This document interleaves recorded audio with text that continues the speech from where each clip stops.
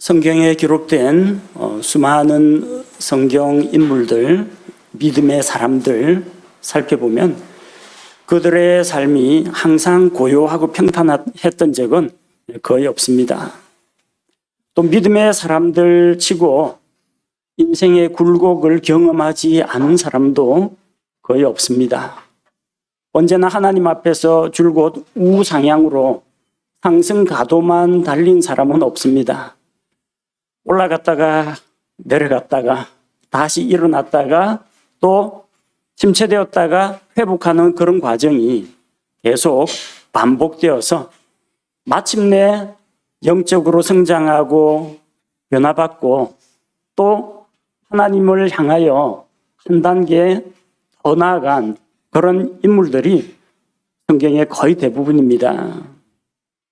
우리 신앙 여정을 살펴보면은 한때는 하나님을 향한 열망으로 가득 차서 뭔가 주님을 위해 열심을 내고 헌신을 하고 기도에, 전도에, 말씀에 열정을 내다가 또 어떤 때가 되면은 영적으로 침체기가 찾아오는 그런 때도 있습니다. 그래서 영적으로 침체에 빠져서 주저앉기도 하고 무릎을 꿇기도 하고 쓰러지는 때도 있습니다. 그러나 가장 중요한 것은 우리가 이런 과정을 겪는다 할지라도 우리에게는 다시 일어설 수 있는 기회가 있다는 것입니다. 우리는 오늘 본문 말씀에 기록된 베데스다 연못가에 있던 어느 병자 이야기를 통해서 우리를 무기력함에 빠지게 하는, 우리를 낙심시키고 주저앉게 만드는 것이 무엇인지 그에 대해서 살펴보고 그런 과정에서도 또 우리를 도와주시는 주님의 은혜를 발견하기를 원합니다. 베데스다 연못에는 많은 병자들이 있었고 그 중에 38년 동안이나 병약함에 시달리는 사람이 있었습니다. 베데스다라는 말은 자비의 집, 긍휼의 집이라는 뜻입니다. 벳이라는 말은 베델, 베들레헴 그 나오는 것처럼 집이라는 뜻이고요. 헤스터라는 말은 긍휼, 자비, 인자라는 말입니다. 베데스다 연못은 번역하자면 이제 자비의 집, 긍휼의 집이라고 부를 수가 있습니다. 그런데 실상은 이거는 긍휼의 집이 아닙니다. 자비의 집이 아니에요. 베데스다 연못에 있는 환자들은, 병자들은 하나님의 자비를 그렇게 흡족하게 누리지를 못했습니다. 천사가 하루에 한 번씩 찾아오는 게 아니에요. 이왕 긍휼을 베풀어 주실 것 같으면 한 시간에 한 번씩 좀 천사가 나타나면 좋겠는데 어떤 때에 나타납니다. 어떤 때가 언제예요? 아무도 몰라요. 언제 천사가 내려올지 아무도 모릅니다. 천사가 물을 휘저었을 때, 물이 움직일 때 제일 먼저 들어가면 병이 낫습니다. 그 이왕이면 한꺼번에 좀 다 낫게 해주면 좋을 텐데 선착순 한 명만 낫는다는 거예요. 그러니까 어떤 사람은 병이 낫고 그 한 사람을 제외한 나머지 전부는 여전히 병 가운데 있다는 겁니다. 자, 선착순 한 명만 병고침을 받을 수 있으니까 천사가 나타났다, 물이 움직인다 하면요. 상상해 보십시오. 밀고 당기고 다리, 나는 너보다 먼저 들어가야 되겠다 하면서 잡아채고 밀고 싸우고 아마 난장판이 되었을 겁니다. 이거는 긍휼의 집이 아니고요. 다툼과 경쟁의 집입니다. 그런데도 신락 같은 소망 하나를 붙잡고 언제 이 천사가 나타나서 물을 휘저어서 움직이게 할까 기다리는 수많은 사람들이 있었다는 겁니다. 그 연못가에 있는 여러 병자들 가운데 38년 된 병자 한 명이 있었습니다. 그는 자기 몸을 제대로 가누지 못하는 그런 상태였습니다.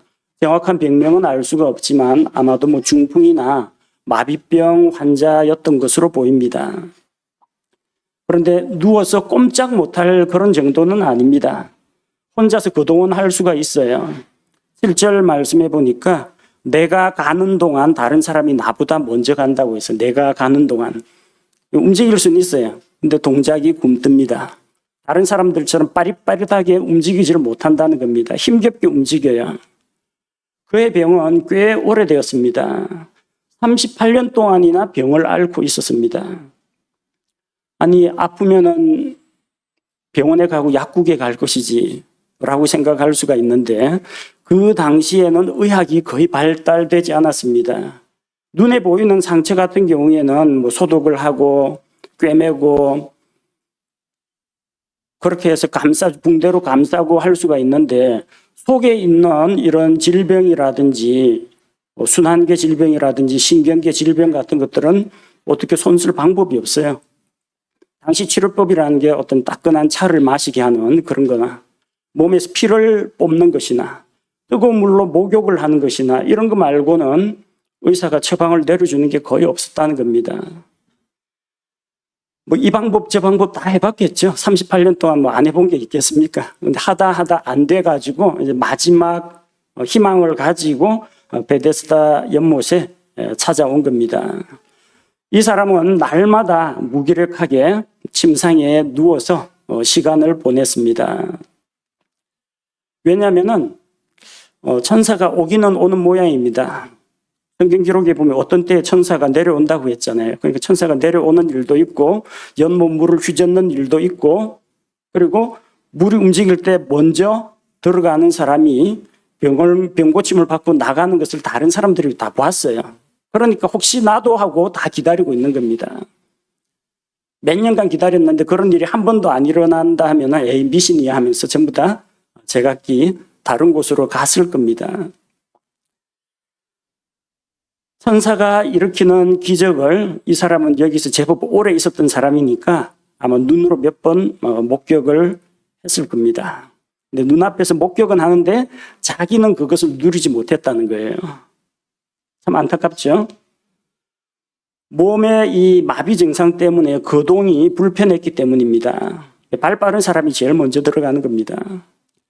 그리고 그는 물이 움직일 때 자기를 번쩍 들어가지고 뛰어가서 연못에 넣어줄 그런 사람이 그의 주변에는 없었다는 겁니다.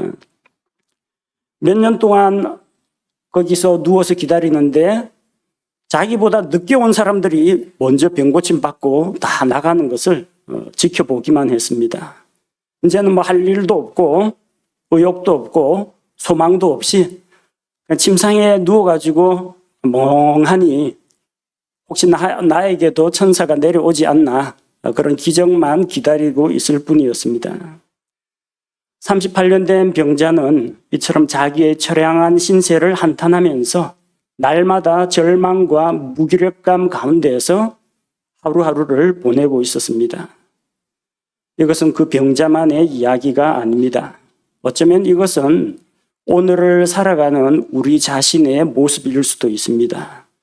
우리도 이 병자처럼 무기력함 속에 누워서 자기 신세 한탄만 할 것이 아니라 예수님을 만나고 변화를 받아야 됩니다. 그래서 오늘 이 환자의 모습을 통해서 우리를 무기력하게 만드는 것은 무엇인지 또 그에 대한 해결책은 무엇인지를 함께 생각해 보고자 합니다. 첫째로 우리 삶에 무기력함을 느끼는 것은 내 삶 가운데 기적이 일어나지 않기 때문입니다. 기적이 일어나지 않기 때문입니다. 4절 말씀해 보니까 이는 어떤 때에 천사가 연못에 내려와 물을 휘저었고 물을 휘저은 뒤에 누구든지 먼저 들어가는 자는 무슨 병에 걸렸든지 온전하게 되었기 때문이더라. 놀라운 기적이죠. 하늘에서 천사가 내려옵니다. 연못 물을 휘젓습니다. 물이 움직일 때 먼저 들어가면은 무슨 병에 걸렸든지 얼마나 오래된 질병이든지 다 낫게 된다는 겁니다. 얼마나 놀라운 기적입니까? 그런데 우리 삶을 보면 이런 기적이 잘 안 일어납니다. 아무리 참고 기다려도 나에게 천사가 내려오질 않습니다. 여러분 천사 만나보신 분 있습니까? 직접 만나보신 분? 저도 못 만나봤습니다. 꿈에서도 본 적이 없어요. 성경 기록을 통해서 천사가 있고 하나님의 일을 한다는 건 아는데 그 천사가 나타나서 저한테 뭘 해준 게 없어요. 그럼에도 불구하고 우리는 내 삶에 이런 천사가 나타나는 그런 기적을 기대하고 있습니다. 기적 같은 일을 꿈꾸면서 살아갑니다. 하나님 아버지, 이분 한 번만 도와주십시오. 그렇게 하나님께 구합니다. 그래서 기도응답을 받았다. 그러면 주변에 다 이 광고를 하면서 간증을 하면서 다닙니다. 근데 그런 사람은 몇 안 됩니다. 다른 사람은 그런 놀라운 기적 같은 간증을 하는데 나에게는 그런 신기한 기도응답이나 어떤 초자연적인 하나님의 은혜나 기적적인 도움이나 그런 게 잘 일어나지 않는다는 겁니다.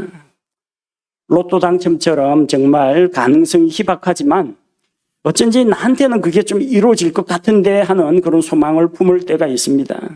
이번 시험에 꼭 합격했으면, 내가 원하는 직장에 취업했으면, 이번 주택청약 넣은 거 당첨되었으면, 이번에 어떤 사업에 내가 투자를 했는데 그게 정말 대박치고 정말 성공을 했으면 좋겠는데 그런 일들이 잘 일어나지 않는다는 겁니다. 사람들은 열심히 노력하고 일하고 하는 가운데서 자연적으로 얻는 그런 열매보다는 뭔가 남들에게는 없는 나한테 주어지는 어떤 놀라운 특권, 기적, 신기한 일, 이런 것들을 많이 추구합니다.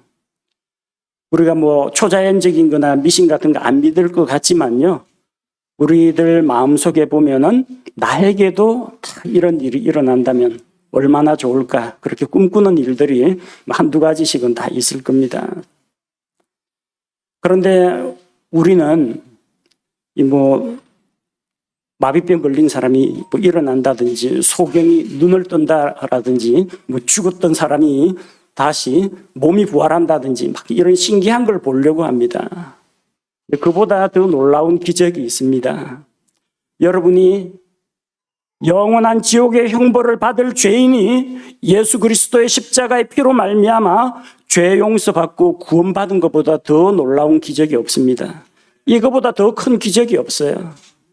근데 우리는 혼의 구원보다도 못한 다른 소소한 재물이라든지 건강이라든지 사업이라든지 출세라든지 이런 거에 대해서 하나님이 기적을 일으켜 줬으면 그렇게 생각하는데 그게 실제 우리 삶 가운데 이루어지지 않으니까 맥이 빠지는 겁니다. 이처럼 기적을 바라다가 어떤 신기한 일을 바라다가 이루어지지 않으면 실망하고 무기력에 빠집니다. 근데 우리가 생각해야 할 게 있습니다. 우리는 기적을 구하는 사람들이 아닙니다. 유대인들은 표적을 구하고 그리스 사람들은 지혜를 찾으나 우리는 십자가에 못 박히신 예수 그리스도를 믿고 그분을 선포하는 사람들입니다. 기적을 구하지 말고 기적을 행하시는 하나님을 만나셔야 합니다. 천사를 찾지 말고 천사를 사용하시는, 천사를 다스리시는 주님을 만나야 합니다. 둘째로 우리가 무기력함에 빠지는 이유 중에 하나는 내 주변에 있는 이 경쟁자들 때문에 그렇습니다. 3절 말씀을 보니까 이것들 안에 허약한 자, 눈먼 자, 다리 저는 자, 몸이 오그라든 자들의 큰 무리가 누워 물이 움직이는 것을 기다리더라. 이 38년 된 병자 혼자만 있는 게 아니고요, 각양각색의 병자들이 다 있어요.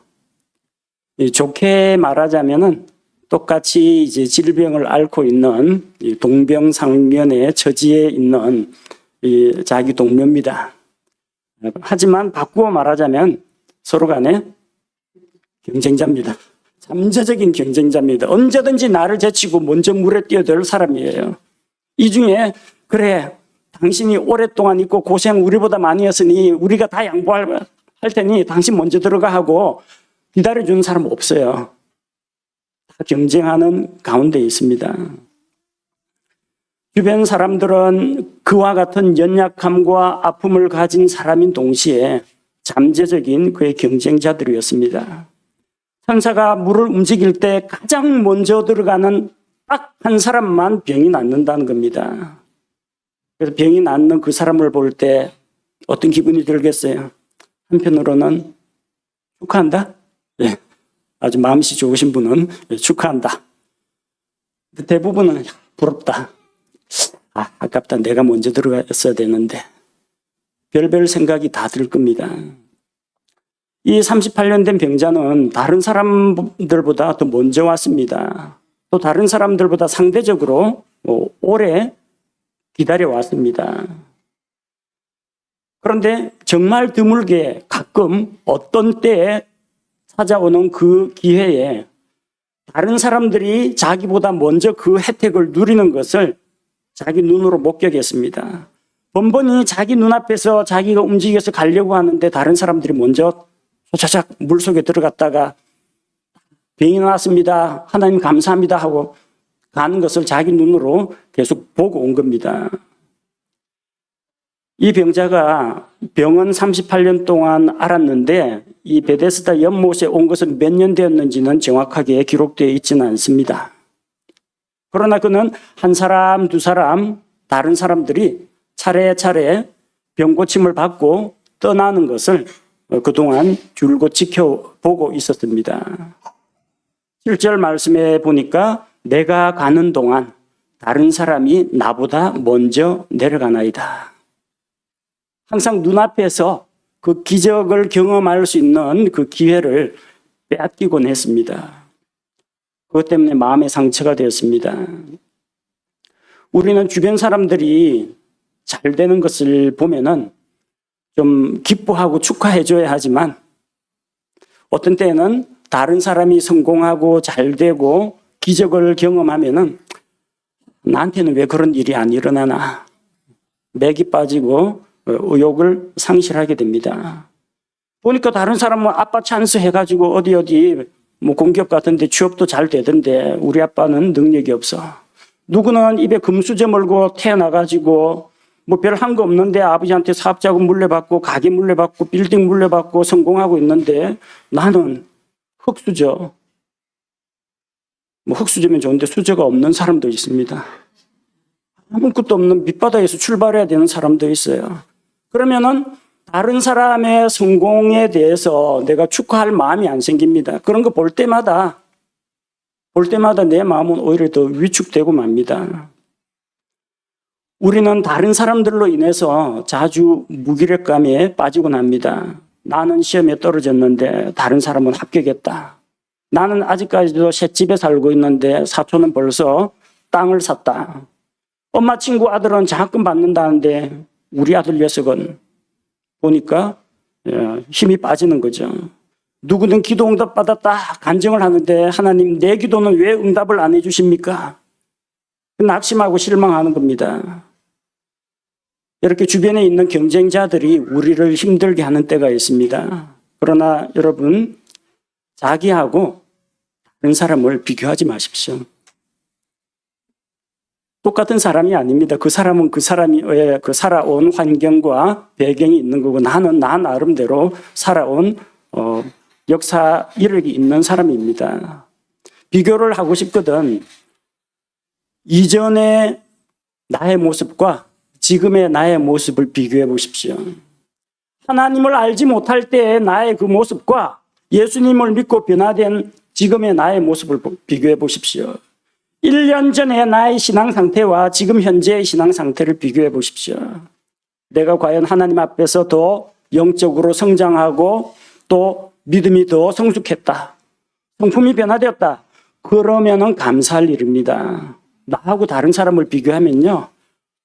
잘못하면은 위축돼가지고 쭈그러들게 되고 또 잘못 비교하면요. 다른 사람보다 내가 낫다고 생각하고 마음이 교만해질 수가 있습니다. 그래서 주변에 있는 경쟁자들로 인해서 주변 사람들로 인해서 낙심하지 마시기 바랍니다. 셋째로 무기력감에 빠지는 이유 중에 하나가 나의 도움이 될 사람이 없기 때문입니다. 나를 물에 넣어줄 사람이 없다고 생각하기 때문입니다. 7절 말씀해 보니까 그 허약한 사람이 그분께 대답하되 선생님이여 물을 휘저을 때 나를 연못에 넣어주는 사람이 없어. 내가 이렇습니다. 뭘 탓합니까? 나의 도움이 없다는 거예요. 다른 사람은 나보다 더 중한 질병인데 24시간 옆에서 그의 가족이 간병을 하다 천사 나타났다 하면 바로 들고 뛰어가지고 연못에 집어 던져놓고 병 나면 데리고 나가버립니다. 근데 자기한테는 그거 해줄 가족이 없어요. 그거 해줄 만한 믿을 만한 친구가 없다라는 겁니다. 네, 참 안타까운 일입니다. 천사가 물을 움직일 때 제일 유리한 사람이 누구겠어요? 일단 눈이 좋아야 됩니다. 천사 내려왔나, 물이 움직이나 안 움직이나. 그 다음에는 다리가 좋아가 달리기를 잘해야 됩니다. 눈 좋고 그 다음에 동작 날렵하면 유리한 상황입니다. 근데 눈 좋고 날렵한 사람은 환자가 아닙니다. 그런 사람은 여기 왜 있어요? 집에 가서 일해야지. 직장 가서 일해야지. 여기 있는 사람들은 다 고만고만한 사람들입니다. 내가 연약하고 힘이 없을 때 누가 나를 넣어줬으면 좋겠는데 주변에 보니까 자기는 베데스다 연못가에 침상 펴놓고 혼자 누워있는데 옆에는 누가 부인이 간병을 하고 있고 친한 친구가 와가지고 그에게 말벗이 되어주고 있고 날마다 이러는데 자기만 없다는 거예요. 나를 도와줄 자가 없습니다. 그래서 이 병자는 자기의 문제가 천사가 안 내려와서 경쟁자가 너무 많아서 나한테는 도와줄 사람이 없어서 자기는 이렇게 나약하고 무기력하다고 생각했던 겁니다. 근데 사실 이 병자는 자기가 안고 있는 문제점이 정확히 무엇인지 모르고 있었습니다. 천사가 자주 찾아오지 않아도 문제가 안 됩니다. 저나 여러분 보십시오. 천사가 안 찾아왔잖아요. 근데 별 문제 없이 잘 살고 있잖아요. 그래도 천사 탓이 아니에요. 주변에 발빠른 경쟁자가 문제가 아닙니다. 저나 여러분보다 더 돈 많고 잘생기고 잘 사는 사람들 많지만 우리는 또 하나님께서 주신 것 가지고 나름대로 또 잘 살고 있습니다. 주변의 경쟁자 때문에 힘들어할 필요 없습니다. 이 사람은 자기를 물에 넣어줄 사람이 없어서 그게 문제라고 했습니다. 그러나 우리 가운데에도 홀로 힘들게 하나님을 의지해서 자기 인생을 개척해온 그런 분들도 많이 있습니다. 가난과 고독과 힘든 일들을 극복하고 지금 오늘 이 자리까지 오신 분들도 많이 있습니다. 도와줄 자가 없다는 것이 이 38년 된 병자 이 사람에게만 해당되는 문제는 아니에요. 주변에 얼마든지 그런 사람들이 있지만 그거 가지고 실망에 빠져가지고 낮아빠진 사람은 없다는 겁니다. 한 어린아이가 자기 집 앞에 있는 하수구에 그 하수구 구멍에 팔을 넣어가지고 막 뭔가를 퍼올립니다. 손에 조그마한 요만한 국자를 가지고. 저녁에 아버지가 들어오다가 그 아들이 하는 걸 보고 뭐하냐 아빠 뭐 도와주면 돼? 하니까 아빠 철사하고 짝대기 좀 갖다 주세요. 뭐하게? 이 국자가 짧아가지고 100원짜리 동전을 빠뜨렸는데 국자로 보니까 내 손이 안 닿아가지고 그러는데 이 철사 막대기하고 철사 있으면 이 국자 끝에 묶어가지고 철사 묶어가지고 하면은 풀릴 수 있다고. 자, 이 아이의 문제는 팔이 짧은 게 문제가 아닙니다. 국자가 짧은 게 문제가 아니에요. 아빠 이거 좀 대신 좀 꺼내주세요. 도와줄 사람이 없는 게 문제가 아닙니다. 그는 뭔가를 잃어버렸습니다. 100원짜리 동전 잃어버렸어요. 옆에 아버지 있는데 아빠 돈 잃어버렸어요. 1,000원만. 아버지한테 돈 받으면 되는 거지. 국자가 짧은 거, 팔이 짧은 게 문제가 아니라니까요. 이 38년 된 병자는 잘못 알고 있습니다. 모든 만물을 창조하시고 사람의 생사화복을 주장하시는 주님이 계신데 못 오실 거 하니까 예수님 좀 요 자리 좀 지키고 있다가요. 천사 언제 나타날지 모르니까 천사 나타나거든 예수님께서 좀 나 붙잡고 연못에 좀 던져주세요. 이거 시키려고 하는 거예요. 그냥 예수님 저기 천사 좀 지금 좀 불러주시면 안 돼요. 그렇게 구할 수도 있고 예수님 제 병 좀 고쳐주시면 안 되겠습니까? 그러면 문제가 해결될 텐데 이 사람은 괜히 천사가 안 내려와서 경쟁자들이 많아서 나를 도와줄 사람이 없어서 이거 탓을 하고 있다는 겁니다. 자기의 문제가 무엇인지 잘 모르기 때문에 그러는 겁니다. 앞을 보지 못하는 소경 거지 디메오의 아들 바디메오가 있었습니다. 예수님 지나간다고 하니까 예수님께 막 소리를 지릅니다. 주변 사람들이 조용히 하라고 입 다물라고 하는데 하도 소리를 지르니까 예수님이 데려오라고 합니다. 그래서 마가복음 10장 51절에 예수님께서 그에게 응답하여 이르시되 내가 내게 무엇을 해주기 원하느냐 하시니 그 눈먼 사람이 그분께 이르되 주여 내가 시력을 받게 해 주옵소서 하며 바디메오는 자기의 문제가 뭔지 알고 있었습니다. 오늘 동양벌이가 좀 시원찮아서 이게 문제다. 내가 덮고 있는 이 겉옷 이게 낡아서 문제다. 내가 자리 잡고 있는 이 터가 사람들 이 통행량이 많지 않아 가지고 이게 문제다. 성전 앞에다 좀 데려다 주면 좋을 텐데. 그는 그렇게 생각하지 않았습니다. 예수님 지나가신다고 하니까 자기 겉옷 거적대기를 그냥 벗어 던지고 예수님께 달려갔습니다. 예수님 만나면 저 낡은 옷하고 또 자기가 깔고 앉은 매트하고는 이제 영영 이별이라는 걸 알기 때문에 무조건 예수님 찾아갔습니다. 예수님이 너한테 뭘 해주기 원하냐 하니까 주님 시력을 회복시켜 주옵소서. 그렇습니다. 왜 그가 동양하고 거지 생활을 해야 됩니까? 앞을 못 보기 때문에. 예수님께서는 그의 진정한 필요가 뭔지를 알고 계셨고 내가 너에게 무엇을 해주길 원하느냐 그렇게 물으셨습니다. 38년 된 병자에게도 마찬가지입니다. 그의 진정한 필요는 예수님 만나서 고침받는 것이었습니다. 주님을 만나서 회복되는 것이 그에게 가장 필요한 것이었습니다. 우리는 어려운 일을 당할 때 도와줄 이가 없어서 낙담하고 무기력해집니다. 그래서 사람들 중에서 도와줄 사람을 찾습니다. 도움을 구하다가 나를 도와줄 사람이 없다. 그러면 역시 나는 혼자구나. 그렇게 생각하고 시리에 빠집니다. 우리에게는 이 어려운 상황에서 그 조그만한 도움, 옆에서 나를 물에 넣어줄 그런 도움을 줄 뿐이 아니라 나의 근본적인 문제를 해결해 주실 주님이 필요하다는 것입니다. 넷째로 이 38년 된 병자의 무기력함의 근본적인 원인은 무엇이냐? 그의 무기력함은 병약함 때문입니다. 그리고 그 병약함은 죄 때문입니다. 5절에 보니까 거기에 38년 동안 병약함을 지닌 어떤 사람이 있더라. 그가 왜 베데스다 연못가에서 누워 있었습니까? 왜 실망에 빠져서 무기력하게 누워 있었습니까? 천사 기다린다고요?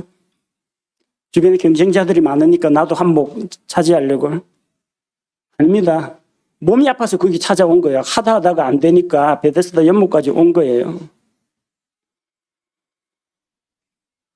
그의 문제는 병약함에 있었습니다.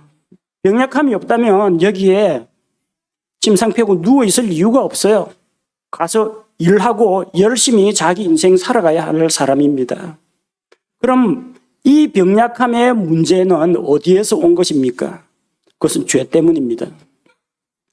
14절 말씀해 보니까 14절에 그 뒤에 예수님께서 성전에서 그를 만나 그에게 이르시되 보라 내가 온전하게 되었으니 더 심한 것이 내게 생기지 않도록 다시는 죄를 짓지 말라 하시매 그의 병약함은 죄로부터 온 것이었고 만약에 그가 다시 죄를 지으면 더 심한 것이 온다라는 이야기입니다.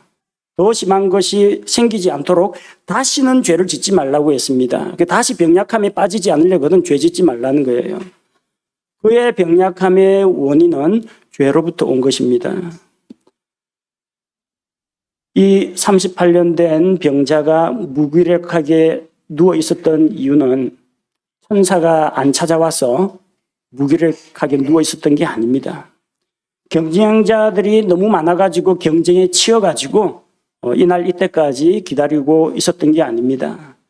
자기를 물에 던져 넣어줄 도우미가 없어서 문제가 아니었습니다. 병약함 때문이었습니다. 그래서 병약함을 고치면 이 문제는 다 해결이 됩니다. 질병에서 해방이 되면 천사가 안 와도 괜찮고 경쟁자들이 많아도 괜찮고 도우미가 없어도 괜찮습니다. 하나님을 의지하여 살아나갈 수가 있습니다. 문제는 병약함이었고 그 병약함의 원인은 죄로 인한 것이었다는 겁니다. 모든 질병이 죄 때문에 오는 건 아닙니다. 하지만 죄가 있으면은 그것이 우리의 영과 혼과 몸에 이상을 일으킨다는 것은 확실합니다. 주님을 만나서 죄 문제 해결하고 병 고침을 받을 때 무기력함에서 탈출할 수가 있습니다. 왜 이스라엘 백성이 38년 동안 광야에서 생활하며 방랑 생활을 했습니까? 불순종의 죄 때문입니다. 그리스도인이 무기력함에 빠지는 이유는 몸이나 혼이나 영이 병들었기 때문입니다. 그래서 이 병을 치료할 때, 주님 앞에서 죄의 문제를 해결할 때 이 환자처럼 침상을 들고 일어나서 집으로 돌아가는 그런 일이 이루어진다는 겁니다. 주님 앞에서 우리 자신의 상태를 돌아봐야 합니다. 나의 문제는 어디에서 시작되었는가? 죄로부터 온 것이면은 죄의 문제를 해결해야 합니다. 나태함에서 온 것이라면은 내 삶의 패턴이 바뀌어야 됩니다. 나의 연단받지 못한 성품으로부터 이런 문제가 발생했다면 주님 앞에서 주님 나를 고쳐주시기를, 변화시켜 주시기를 구해야 합니다. 이 병자는 어떻게 무기력한 생활에서 벗어날 수 있었습니까? 첫째는 예수님께서 그를 만나 주셨기 때문입니다. 그는 베데스다 연못가에 누워 있었습니다. 그는 주님을 찾으러 다니지 않았습니다. 예수님께서 먼저 그를 찾아오셨습니다. 오늘날 무기력함과 실망에 빠져 있고 주저앉아 있는 자들, 그런 사람들이 어떻게 성경 읽고 기도하고 스스로 회복하겠습니까? 주님께서 먼저 찾아가십니다. 주님께서 찾아가실 때, 주님께서 그를 만나고자 하실 때 주님을 만나야 합니다. 둘째로는 스스로 무기력함에서 벗어나고자 하는 마음이 있어야 합니다. 예수님께서 6절에 그에게 물어보십니다. 내가 온전하게 되고자 하느냐? 내가 낫고자 하느냐? 내가 정말 이 무기력함에서 벗어나고자 하느냐? 물어보십니다. 스스로 회복할 마음이 없는 사람은 목사가 백날 신방 가도 소용이 없습니다. 아니, 천사가 찾아가도 그 별 도움이 안 됩니다. 하나님께서 그에게 필요한 모든 것을 공급해 주실 수가 있고, 하나님께서 그를 얼마든지 도와주실 수가 있고 기적을 불러일으켜 줄 수가 있지만 그에게 정말 낫고자 하는 마음이 없다면 아무 소용이 없습니다. 내가 죄에서 벗어나고자 하는 그런 마음이 없다면, 죄와 이별하고 돌이켜서 주님의 길로 가고자 하는 마음이 없다면, 내가 변화받고 영적으로 성장하겠다는 그런 각오와 마음이 없다면 가망이 없는 겁니다. 그대로 연못가에 퍼져 누워 있을 수밖에 없습니다. 셋째로는 예수님 말씀에 순종해야 합니다.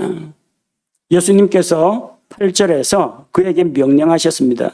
일어나 내 자리를 들고 걸어가라. 일어나 내 자리를 들고 걸어가라. 예수님, 38년 동안이나 누워있던 사람이 어찌 일납니까?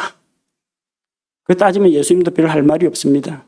예수님, 아무리 병이 났다고 하지만 이거는 좀 있으면 회복기를 좀 거쳐야 되고 재활치료를 몇 달간 받아야지 어떻게 갑자기 일어납니까? 의학적으로 따지고 있으면 그럼 그냥 누워 있어야 돼요. 일어나 걸어라 하는데 그가 정말 회복하고 일어날 마음이 있다면, 일어나고자 하는 마음이 있다면 벌떡 일어나야 됩니다. 그런데 일어나니까 일어나져요. 자기 침상 자리도 둘러매고 걸어갈 수가 있습니다. 나는 안 돼. 지금까지 이래 왔으니까 앞으로도 그럴 거야. 일어나긴 하는데 지금 당장은 안 돼. 차차 점점 좀만 기다려 주이소. 하나님 조금만. 다음 주부터, 이번 주는 말고. 자꾸 이렇게 자기하고 타협하면 못 일어납니다. 벌떡 일어나야 돼요.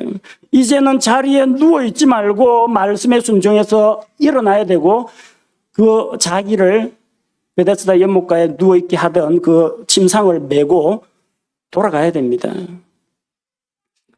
베데스다 연못가에 누워있던 38년 된 병자도 예수님을 만나고 고침을 받았습니다. 38년 동안 광야에서 방황 생활을 하던 이스라엘 백성도 마침내 하나님께서 약속의 땅으로 데리고 들어가셨습니다.